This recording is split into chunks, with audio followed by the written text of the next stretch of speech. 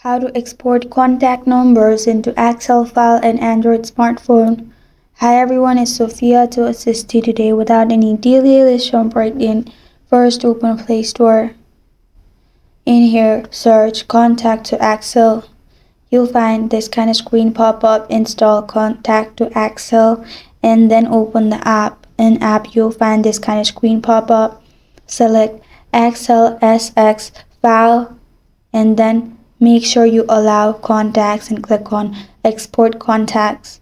After you export contacts, simply you will find a file to download which contains your contact numbers into Excel file.